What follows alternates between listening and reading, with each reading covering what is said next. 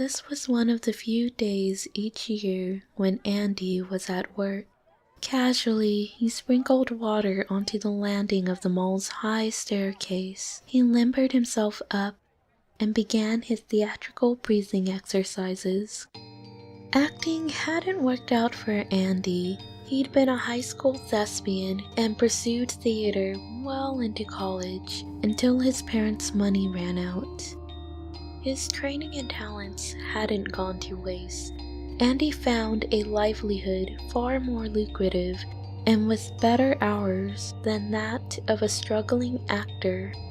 Andy was a slip and fall artist, a professional victim. He had learned to turn his theater skills towards convincing juries of imagined injuries. It took a while to build himself up. At first, Andy brought pocketed bones into restaurants just to get a free meal, but it didn't take too long to rack up an impressive Rolodex of ambulance-chasing lawyers and script-forging doctors. Andy's first big score came when he noticed an ice cream parlor was a steeper than average stairway from the parking lot. An average con man might have pulled a simple slip, fall, ensue, but Andy was classically trained. A costume cane and a forged doctor's note added to the effect when Andy came tumbling down those concrete steps.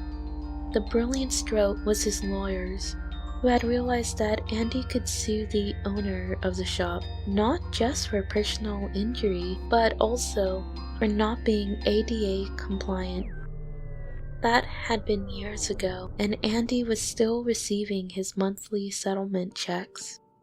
Afterward, lawsuits, especially class actions, became Andy's bread and butter.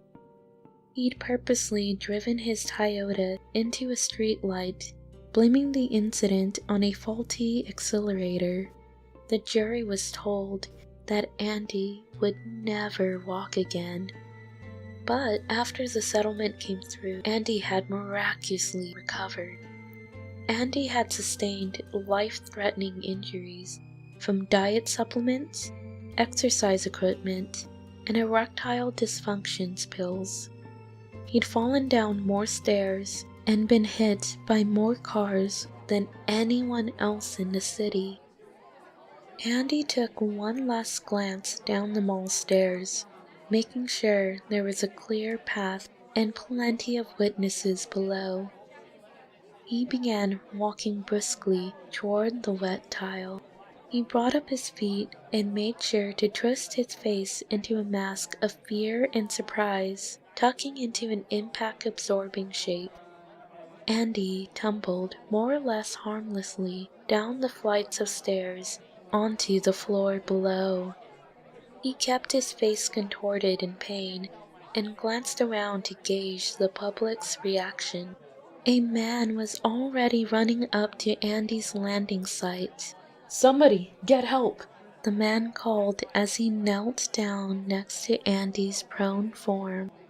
Andy looked up at the Good Samaritan and experienced an instant rush of recognition.